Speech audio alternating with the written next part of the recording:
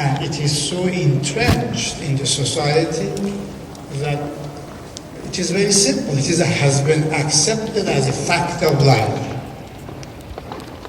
And we decided just to start to say, no, this is not really that. Let's change things.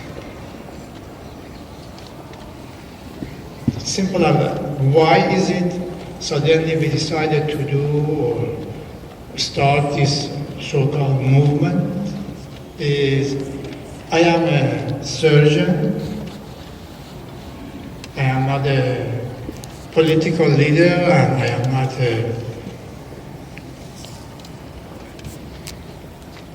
socialized person. I simply am my best place where I can do anything is in the operating room.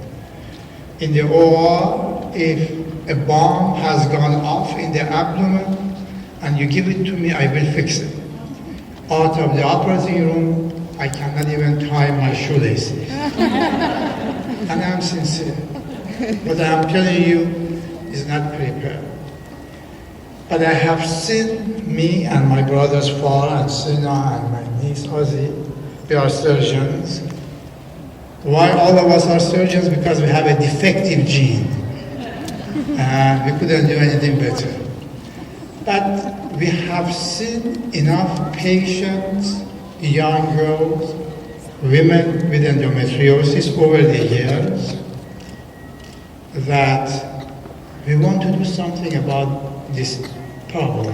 Why is that? To my knowledge, collectively, all four of us together, we have probably has spent more than 80 to 90 years seeing patients with endometriosis, with pelvic pain, or infertility patients. And we see day in and out people who come to you. Today, in the March of 2014, and they say, I was not diagnosed, I was given antidepressant medication because they thought I am depressed, that is why I have this. Some people have been sent with diagnosis of irritable bowel syndrome. Some people have been young teenagers that have never had any intimate relationship, have been accused or have been said that they have pelvic inflammatory disease. After all, immaculate conception happens only once. You cannot have pelvic inflammatory disease without having any intimate relationship. So when we sit and we talk together in a family, we say, well, nothing really has changed, although technology has made it that we have made a lot of progress. But still we see people come, young people, that they are having all these problems. So I thought the best thing is, besides publishing and writing papers about it, let's bring it to the attention of the whole people, women themselves, to see if they are interested to take the matter in their own hand. It was not until African Americans decided that they do not want to sit in the back of the bus, and they came here and they decided, look, we want to do something about it, and then they did it and something happened. The same is for women. Until women themselves say, hey, pain is not normal. If pain was normal, every 1 out of 8 women have to stay in school, out of school or college or work because they have pain. So the other 7, why they don't have it? If it was normal, everybody had it. If it was normal, everybody would end up having surgery. Everybody would have a big cyst or some problem. So it is not normal. So we have to do something about it. And we started this as a social media, and in less than 10 months, more than 60 countries have joined. And they want people like you who are here, you want to do something about it.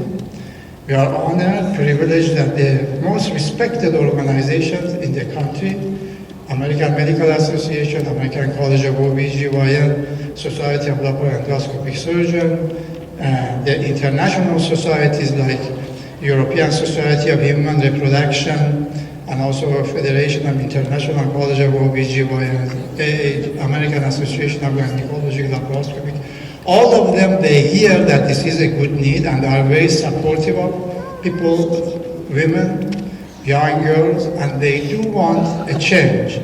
We want to start to see if we can do something about it.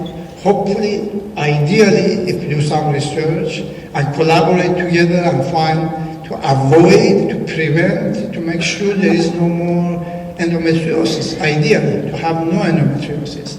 But for those who have it, we would like to find a cure, and for younger girls, we want to have screening tests for very, very early detection. Right now, before anything else, we want to start educating everybody in the world to know if you have excessive pain that you have to not to go to work or you have not to go to school. Let's do something about that, and let's evaluate, let's teach everybody, including medical schools. And that is why we are starting a campaign. I thank you very, very much. That is the whole story behind it. For the purpose of clarification, there has been no financial assistance for this except my family, we and myself. The only thing was yesterday we had a luncheon, and that luncheon was separately. It was supported by Oracle Corporation. They had a lunch for the advisors and some of the prison managers, but otherwise there hasn't been any support from anywhere else. That is for the purpose of disclaimer. So we are honored and privileged all of you are here. We are doing it for society, for you, for people to serve the society, and we are privileged to be part of it. So, thank you.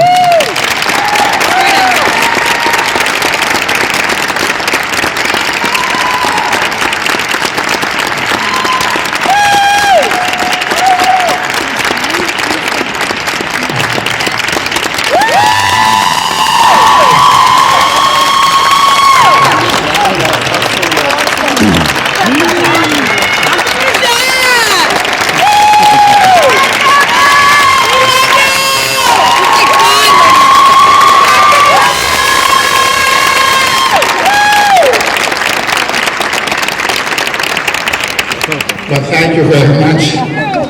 I appreciate it. Thanks, sir.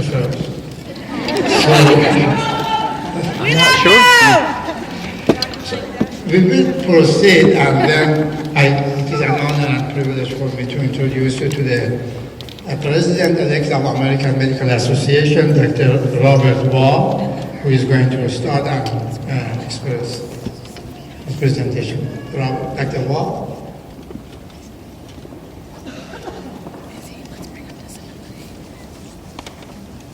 So before Dr. Waugh gets here, and as he says, I would again express for you, Dr. Waugh. Oh, and also, as I told you, I am not a public speaker.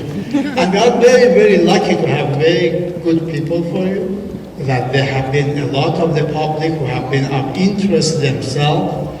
Ms. Michelle Bernard is going to be Master of Ceremony here, and she is going to organize and get everything going and present everybody.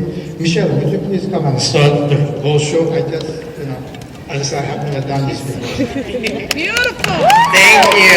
Thank you, Dr. Nazat. And thank you for starting off my job for me. It is an honor and a pleasure to be here today for this very, very, very important event, and to be here with so many very intelligent people.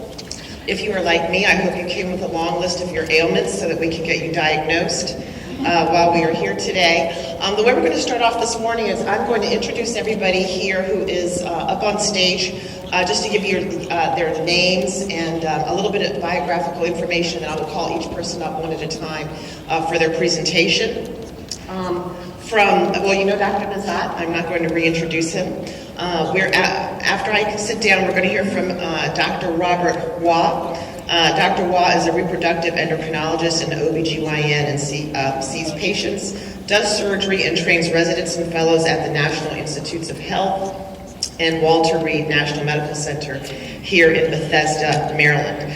We will also hear from Dr. Jean Conry. Dr. Conry is an OBGYN as well. She's involved with the Every Woman California website. I would urge you to take a look at it. Besides being a brilliant physician, she is fluent in Spanish. And her interests include menopausal health and preconception care. We will hear from Dr. Linda Giudice. Dr. Giudice is the immediate past president of the American Society for Reproductive Medicine. We will then hear from Dr. Paul Wetter. Dr. Wetter is the single individual who has done the most to promote education and understanding of minimally invasive surgery worldwide, and he has a very special treat for us in terms of his presentation today. After that, we will hear from Dr. Sina Najat. There are a lot of Najats here today. Isn't that wonderful to make this a family affair? Dr. Najat is considered a leading pioneer in the field of minimally invasive and robotic surgery, specializing in the management of advanced endometriosis, uterine fibroids, ovarian cysts, and infertility. We will also hear from Dr. Lou DiPaolo. Dr. DiPaolo received his doctorate degree in physiology from the University of Maryland School of Medicine and held faculty appointments at the University of Texas Health Science Center in San Antonio, where he was tenured, and the Salk and Whittier Institutes in California. On the international front, he has established a Visiting Science Training Award program with the South Korean government to allow Korean fellows and early faculty members to receive training in reproductive epidemiology and population surveillance. We will then hear from Dr. Robert Taylor. Dr. Taylor is the Vice Chair for Research in the Department of Obstetrics and Gynecology at Wake Forest School of Medicine. So with that, ladies and gentlemen, again, we thank you for being here for this very, very important event, and I would like to call Dr. Waugh forward.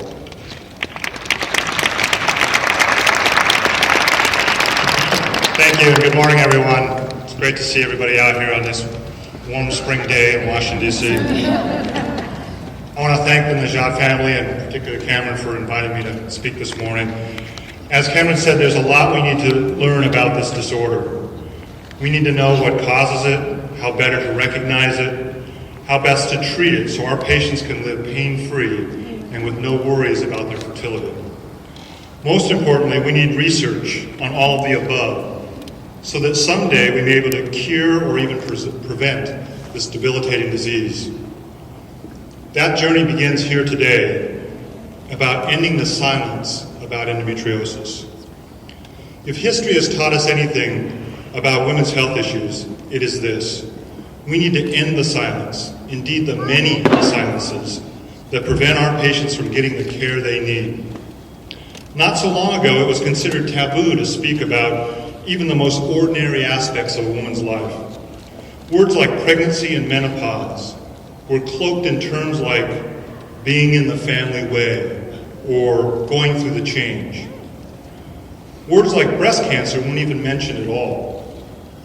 It's hard to imagine today, but there was a time when even discussing a breast lump with your physician would provoke embarrassment and really silence. Indeed, in some parts of the world today, that is still true.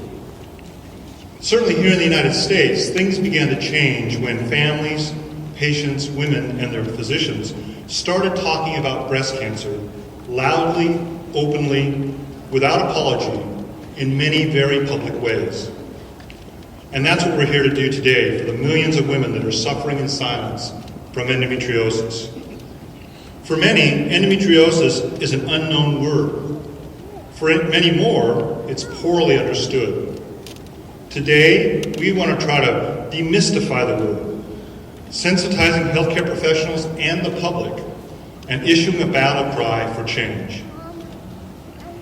I'm president-elect of the American Medical Association, and at the AMA, we've long been committed to ending the various silences that can undermine our patients' health. Consider the recent history of the uninsured. In the early 2000s, we at the AMA spoke out, loudly and clearly, to end the plight of the uninsured. We called the campaign Voice for the Uninsured. We gave a voice and a face to the 50 million patients that had no insurance and suffered in silence. And we did this years before the passage of the Affordable Care Act. We could not remain silent about the fact that millions of uninsured Americans lack basic health care access, because we know that people without insurance live sicker and die younger. We also could no longer remain silent about the plight of those who had insurance but still didn't have access to health care because they had pre-existing conditions like endometriosis, or because their insurance did not cover preventative care. Because we and so many others spoke out, our nation finally passed health system reform legislation.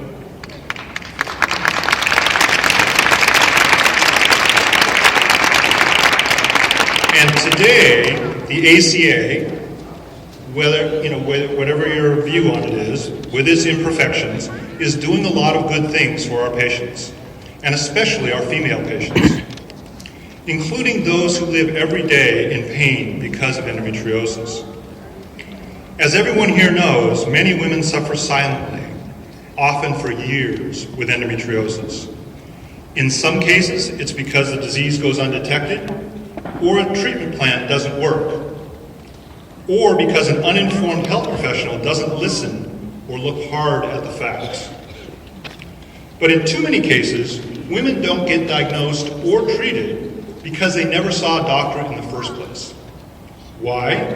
Because they lack health insurance, or because their plan does not provide them with the care they needed as women. Today, this is finally beginning to change.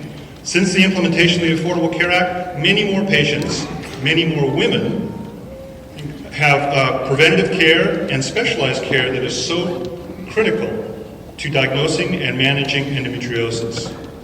Indeed, access will help many women avoid the debilitating pain, infertility, and damage to their reproductive organs that so often occurs when endometriosis goes unrecognized or untreated.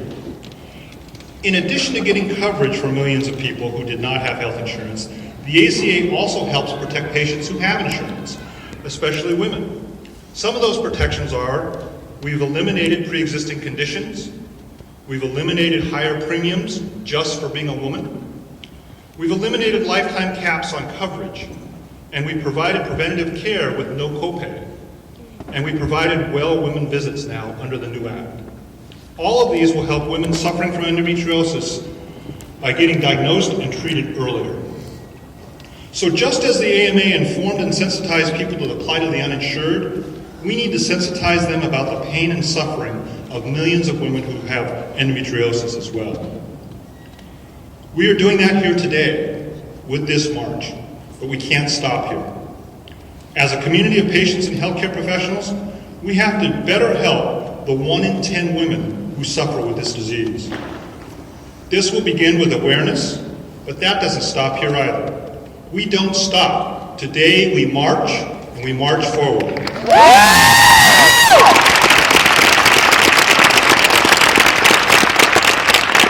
In addition to healthcare access, we also need better patient education, better physician education, better training, and more funding and better research on the prevention and eventual eradication of this debilitating disease.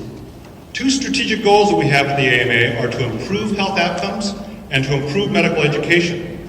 So we are here with you in this battle until endometriosis goes full circle and once again becomes a word that few people recognize or understand.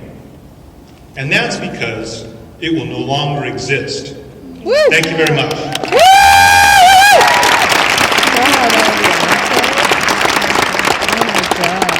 Dr. Watt, thank you very, very much. At this time, I'd like to ask Dr. Jean Conry, President of the American College of Obstetrics and Gynecology, to come to the podium.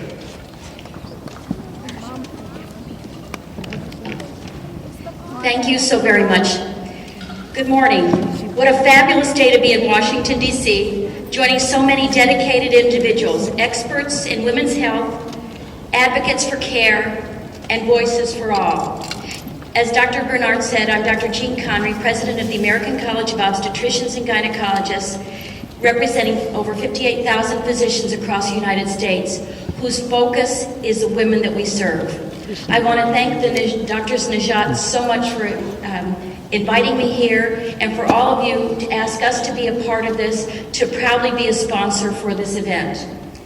Today is truly a testimony to trust, to belief, to dedication, and a faith in women, their families, our communities, and healthcare providers, that we can unite with a consistent message, as Dr. Waugh just shared, that we're ending a silence and that we must do more, so very much more about endometriosis.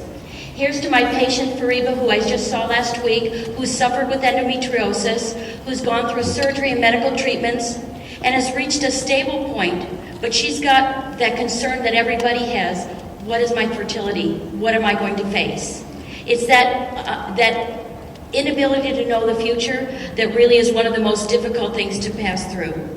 ACOG works in many different ways on our behalf. We try to serve as a very strong advocate for women's health, for healthcare quality.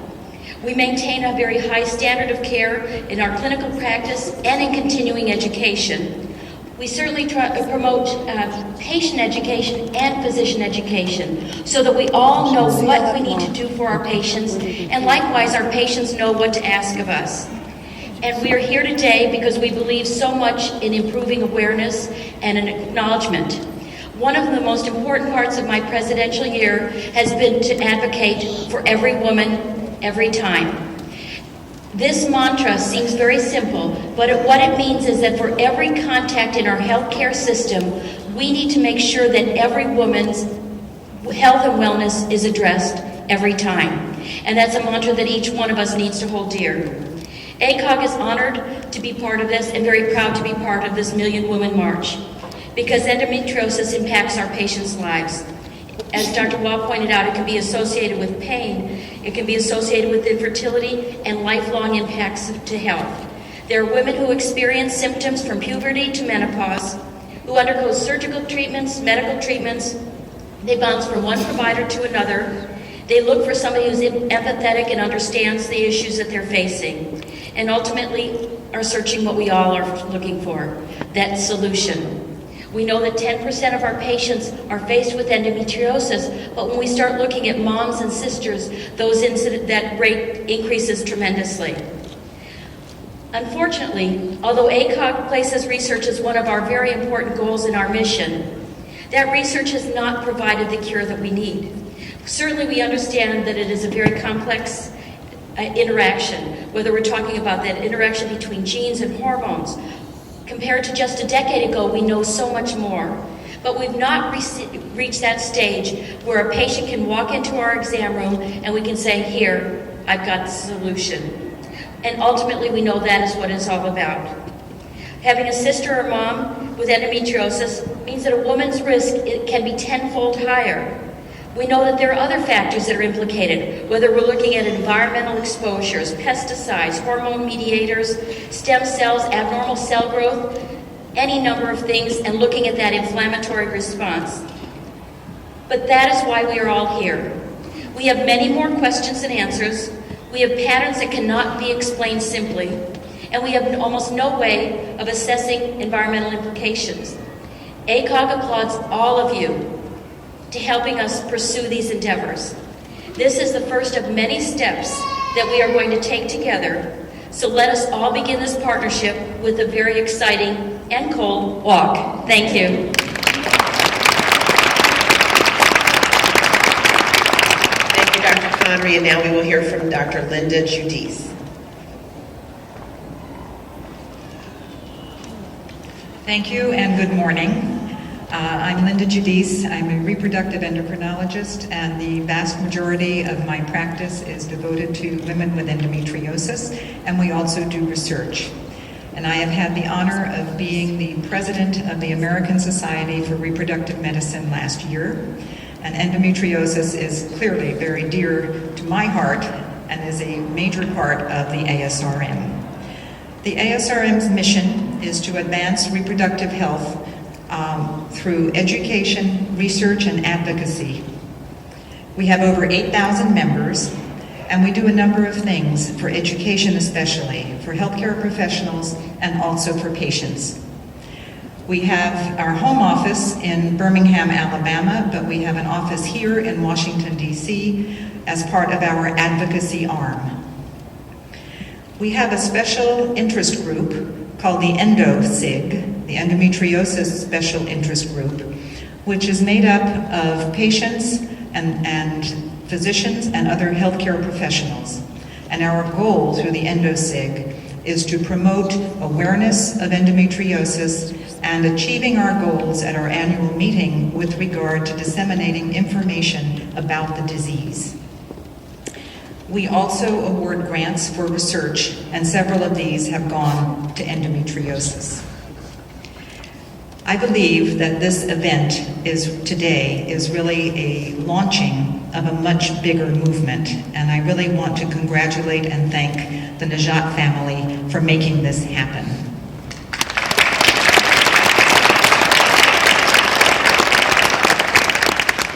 We really need to end the silence and to hear the voices and to effect change through research, education, and advocacy.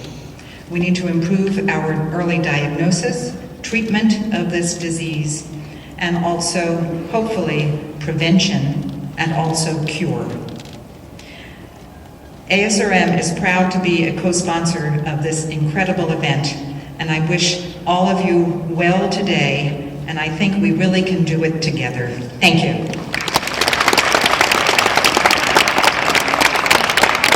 And now for a very special treat from Dr. Paul Wetter. Dr. Wetter. No. Thank you very much. It's a great honor for me to be here representing the Society of Laparoscopic Surgeons. Almost 6,000 surgeons around the country and around the world who help to treat endometriosis. One of the things I wanted to do today was to give a different perspective about endometriosis. And in order to do that, I've invited a very special guest to join me here today, a friend of mine who I'd like to introduce to you.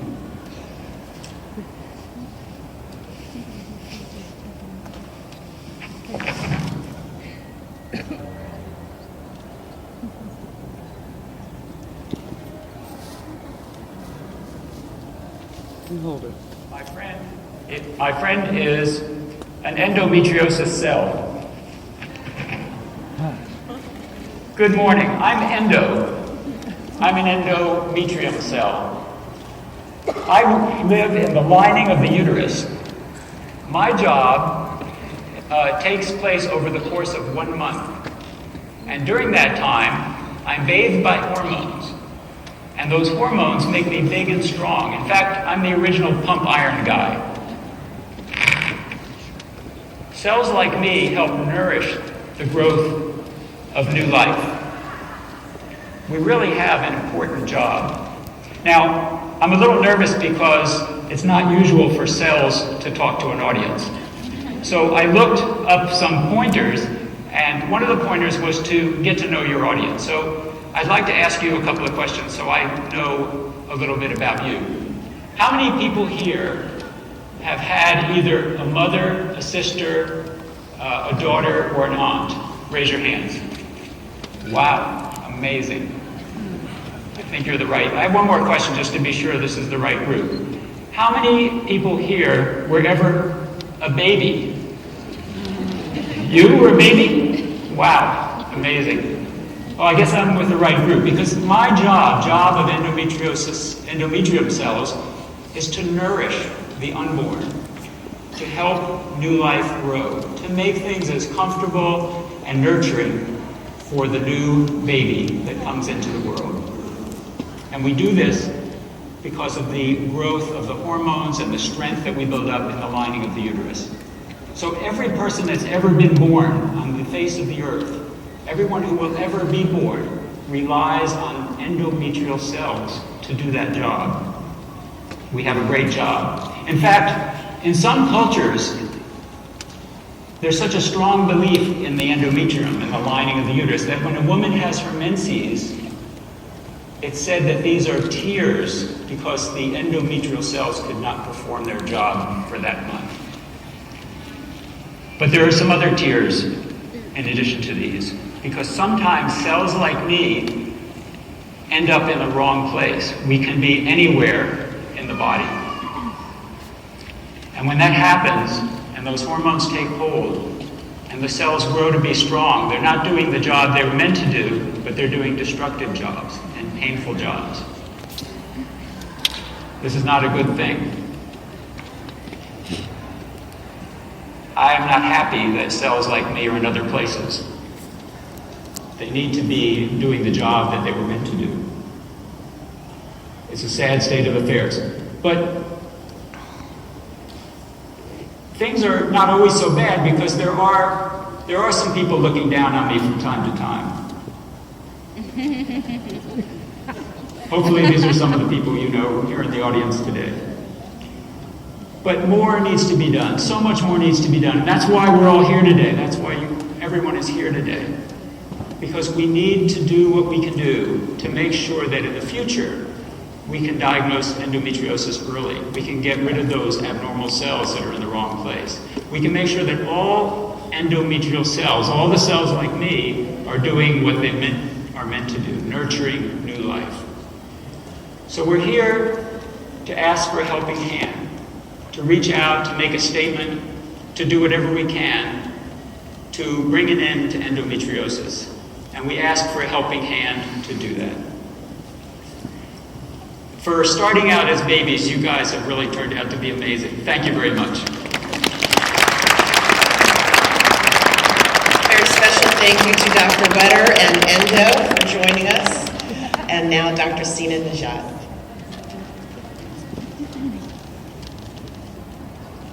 Good morning, and thank you all very much for being here. May I have the first slide, please? It is my pleasure here to represent AAGL. It's American Association of Gynecologists Laparoscopy. May I kindly ask for the slides, please, to be shown? Okay, good. I can't see it here, so let me go back. We all know about, when we talk about pain, infertility, and endometriosis, all leads to laparoscopy. Today, laparoscopy is the most important part when it comes to the diagnosis and management of endometriosis. American Association of Gynecologic Laparoscopy was founded by late Jordan Phillips in 1971, one of the visionary men who realized instead of individuals needed to be opened up, having a laparoscopy would be beneficial to them. Since then, we have seen a tremendous advancement in laparoscopy. Before Donald Chapman in the 70s, before they thought that endometriosis is a white middle-class disease. Anytime a young woman, especially of African descent, would go to the emergency room, they would diagnose them with PID, even though they were not sexually active. And that was sad. It was lack of knowledge about the widespread involvement of endometriosis. Donald Chapman from Chicago, he did a study, which was a landmark study, on individuals who came to the emergency room, and the emergency room physician was diagnosing them with PID, laparoscope, and proved that they had endometriosis in the young individual. And Donald Chapman is one of the past presidents of AAGL that I proudly have worked with him. Since then, in the past 43 years, AAGL, American Association of Gynecologic Laparoscopy, is not American anymore. It is global. It involves all over the world with teaching and welcoming all the physicians to come and teach how to take care of the most advanced stages of endometriosis by laparoscopy. We have formed a fellowship in association with Society of Reproductive Surgery. Not every gynecologist or obstetrician is knowledgeable enough about endometriosis, unfortunately. So the focus of this fellowship is to train young individuals from residency to recognize and manage advanced stages of endometriosis by laparoscopy. We also have formed a support group. Not only there is a fertility and endometriosis group that leaders from around the world who deal with endometriosis get together, discuss the management recognition of the endometriosis. We have Surgery U who teaches individuals, and the journal of the American Association of Gynecologic Laparoscopy publishes the most advanced techniques how to take care of endometriosis. Last year, I had the honor of being the scientific chair for AAGL. We have close to 7,500 members. And last year, the annual meeting was in Washington, D.C. We had more than 2,000 physicians from around the world participating. And one thing for the first time changed. We brought the science to the surgical aspect of management of endometriosis. We covered dealing with endometriosis from the molecules all the way to the robotic. And some of the panels that you see here, they gave the keynote speeches, which was very well received. American Association of Gynecologic Laparoscopy remains to be the leader in supporting treatment of endometriosis and diagnosis. This year only, we will have an international meeting in Barcelona. We have an annual meeting in Vancouver. And next year, we will have a meeting in Jerusalem, going all over the world, advocating recognition and management of endometriosis. It is my honor and pleasure to represent AAGL to you, and thank you.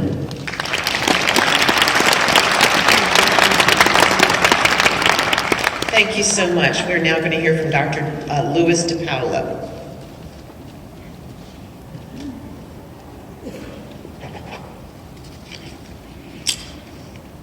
Good morning, and I also want to extend my gratitude to the Najat family for organizing this. This is probably a long time coming. Many of you probably feel it's about time.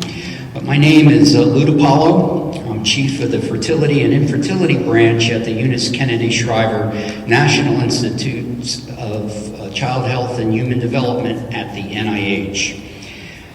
I've been privileged over the last 7 or 8 years to oversee the research program at the NICHD for support of endometriosis to the extramural community. And the NIH, located in Bethesda, Maryland, is one of the agencies of the U.S. Department of Health and Human Services and comprises 27 institutes and centers, of which the NICHD is one of them. Now, you've all know about endometriosis. You've heard about it. It's an insidious and devastating disorder that afflicts many women, and many of these women have pelvic pain and infertility. As you heard from the speakers before, there is a need to do more research in the diagnosis, treatment, and hopefully amelioration of this disease. But I want to tell you that there has been a significant amount of research done over the past several decades.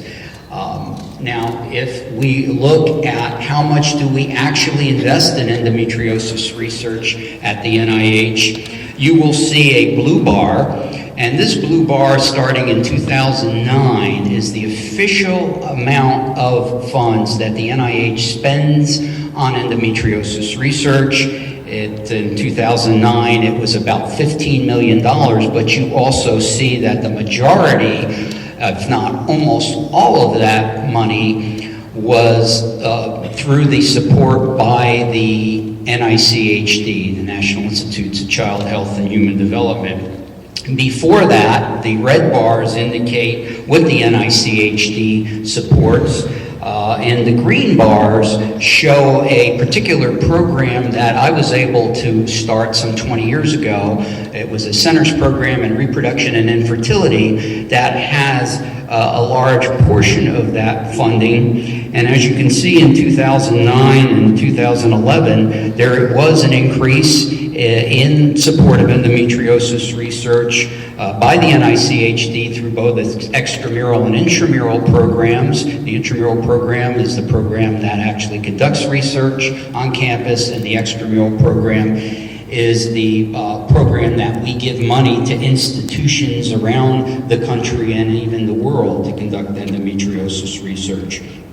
So in the extramural side, the red bars, our centers program was a significant component of that investment in endometriosis research. Now, as taxpayers, you want to know, well, what was accomplished with that money, and there's been a lot that's been accomplished.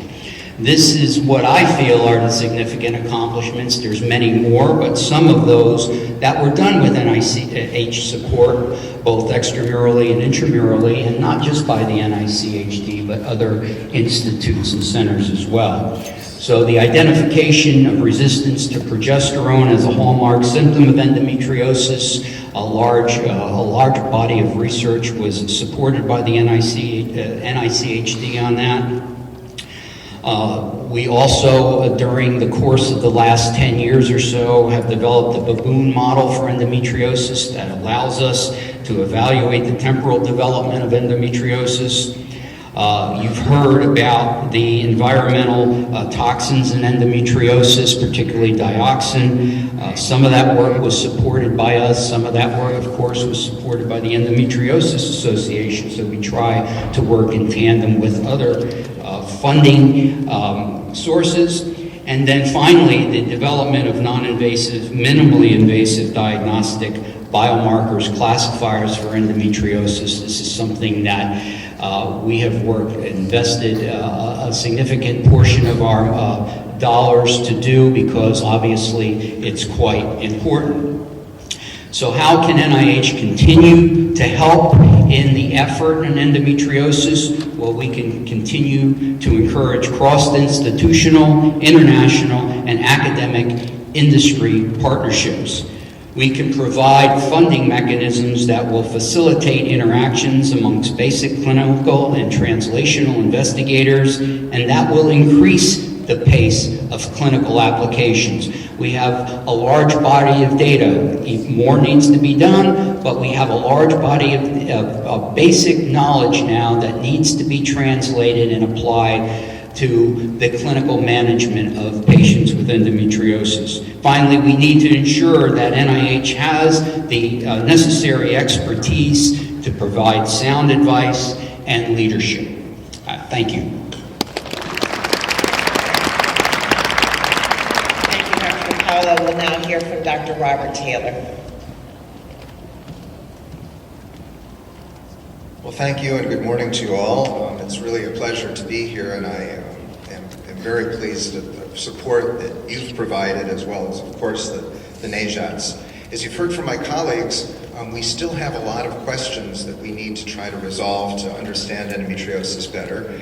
And it's really, an opportunity for me to represent both my institution as well as the World Endometriosis Society to tell you a little bit about how that might be done.